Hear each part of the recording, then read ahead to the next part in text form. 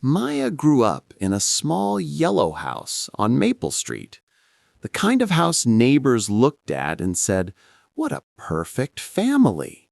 Her father worked a stable job, her mother stayed home, always smiling at visitors, and Maya, a quiet child with curious eyes, learned early on that appearances were everything.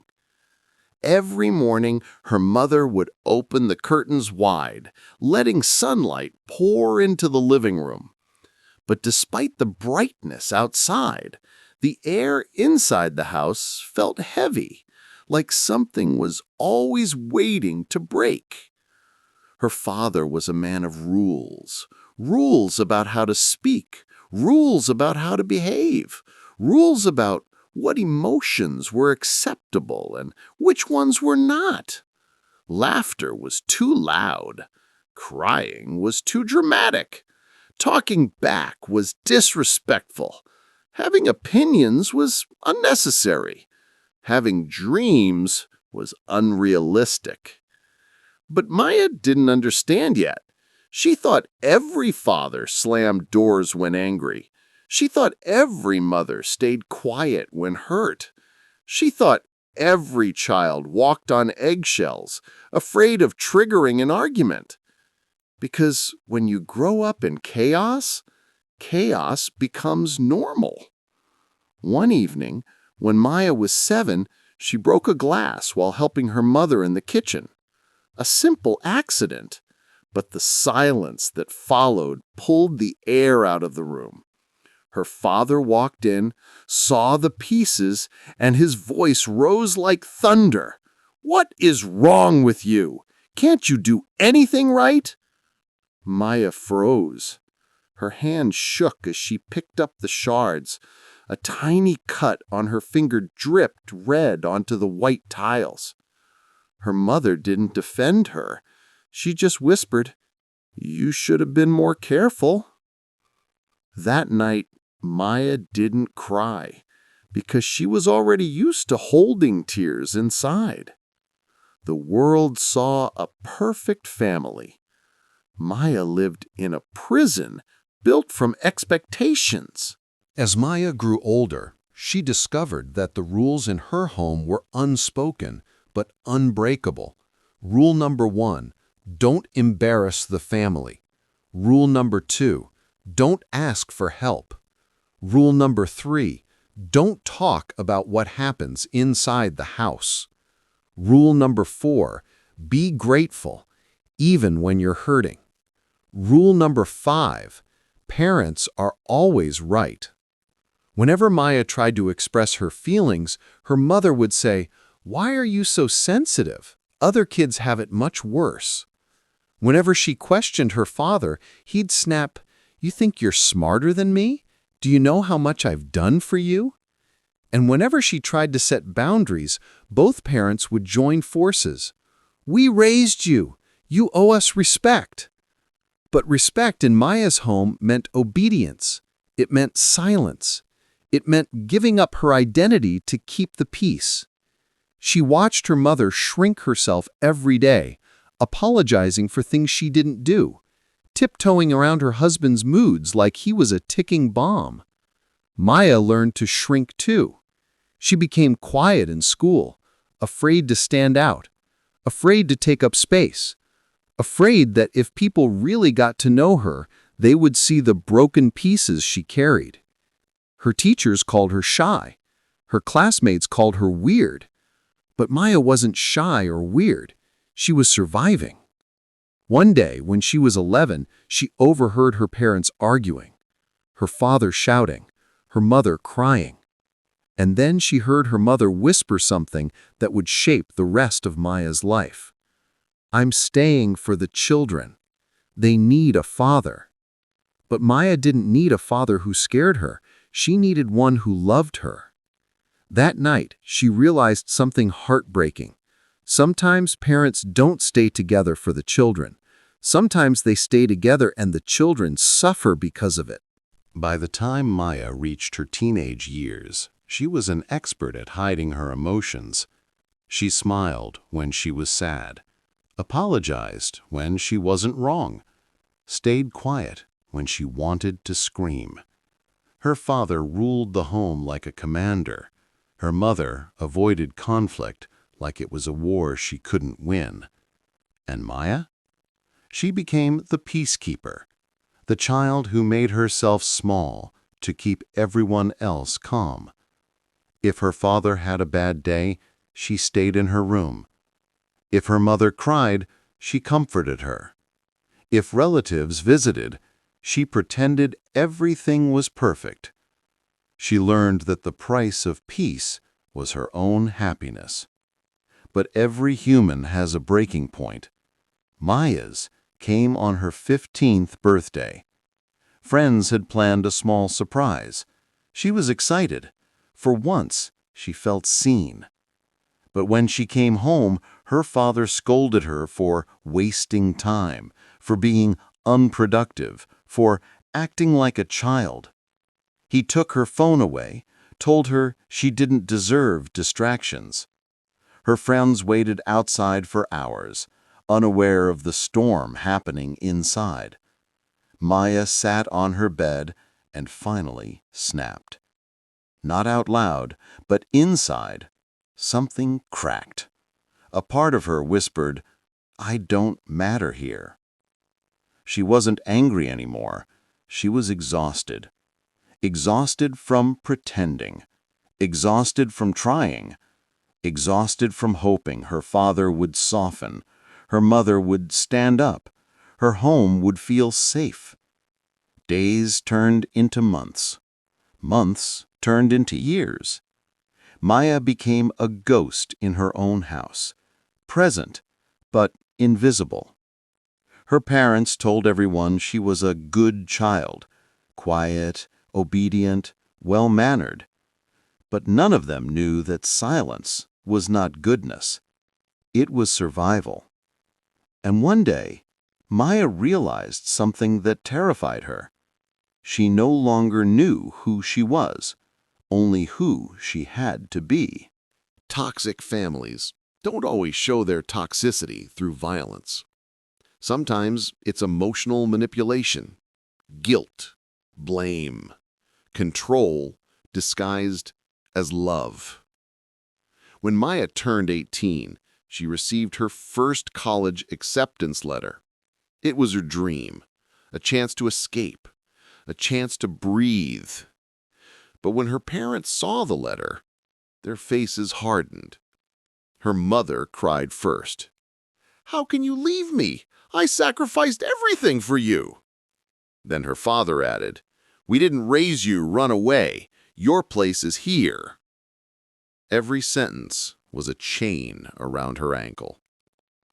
"You're abandoning us. You're ungrateful. You think you're better than us?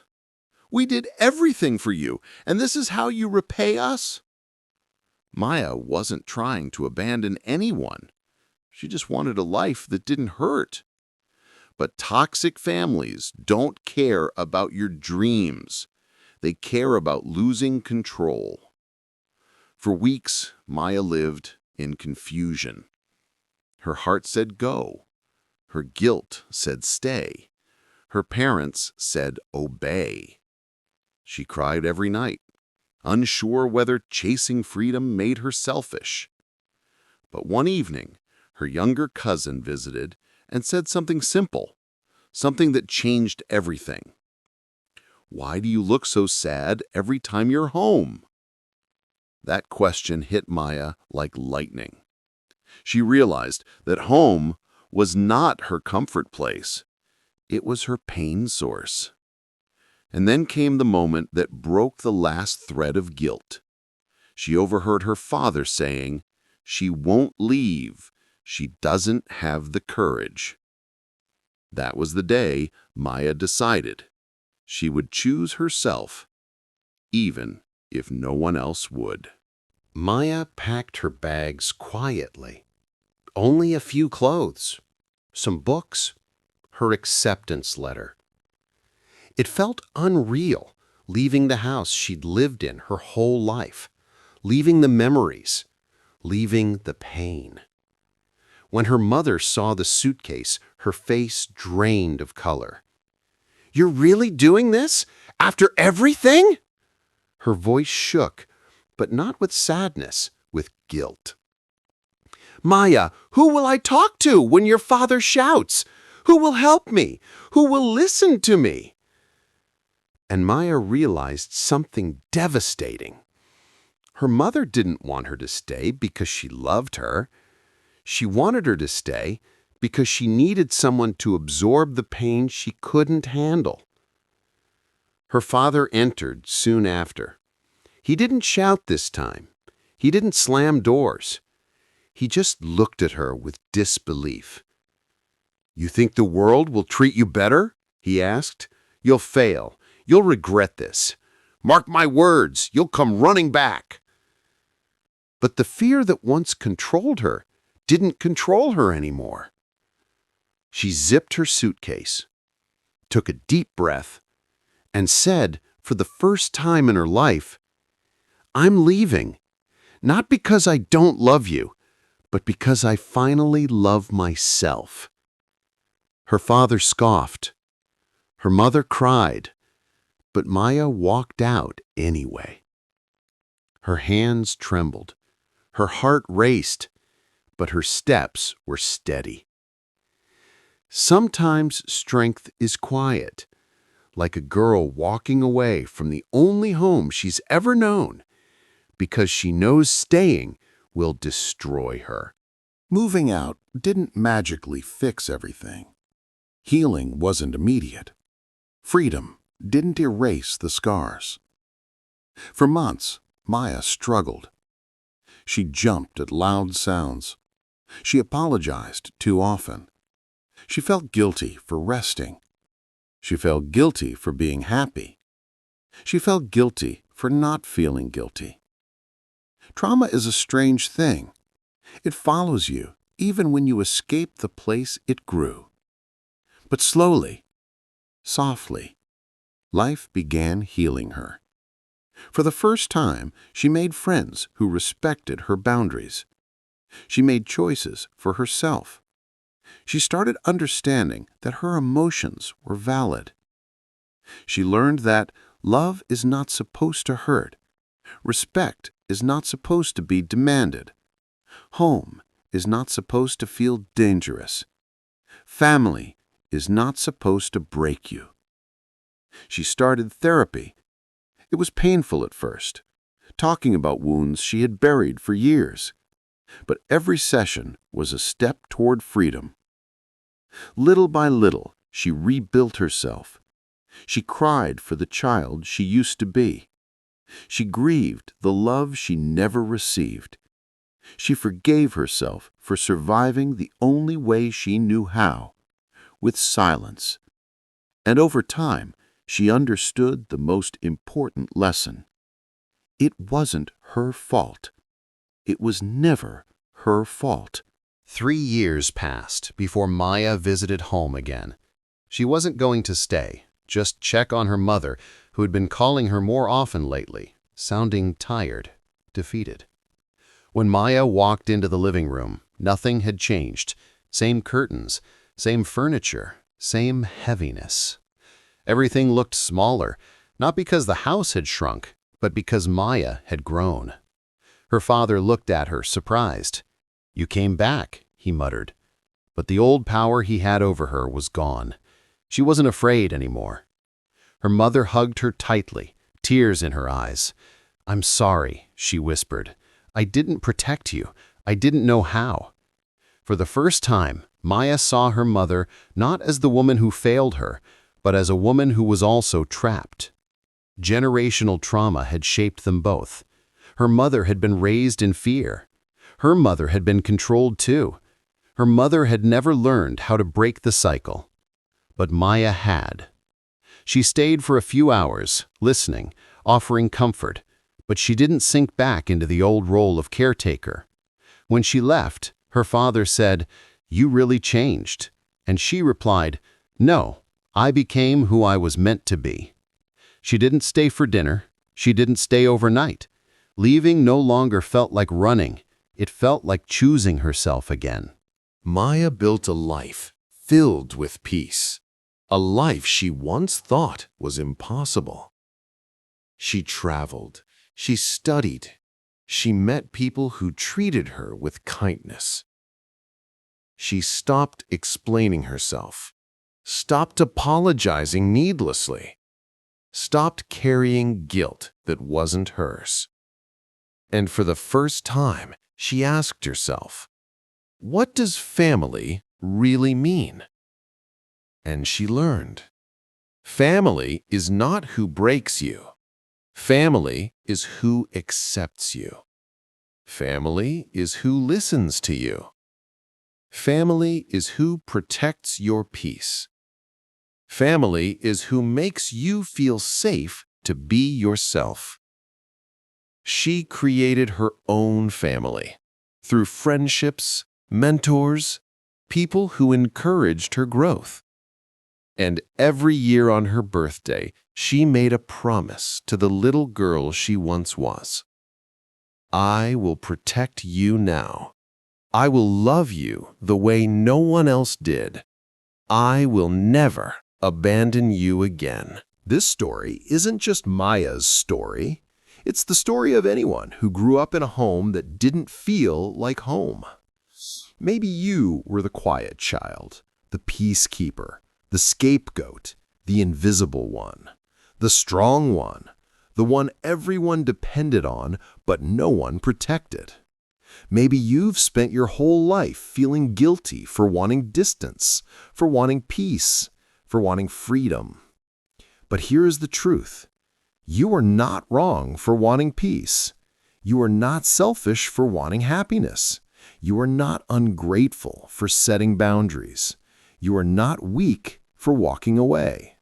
Sometimes the bravest thing you will ever do is break a cycle that has existed for generations.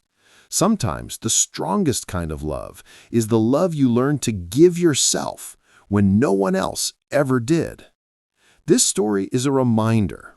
You deserve a life where you feel valued. You deserve a home that feels safe. You deserve relationships that lift you, not crush you. And you deserve to heal, even if the people who hurt you never apologize. Your past may have shaped you, but it does not define your future. Like Maya, you can rise. You can rebuild. You can choose yourself. You can create a new family, one built on love, not fear. And one day, you'll look back and say, I didn't escape my family. I escaped the pain, and I became the person I always needed.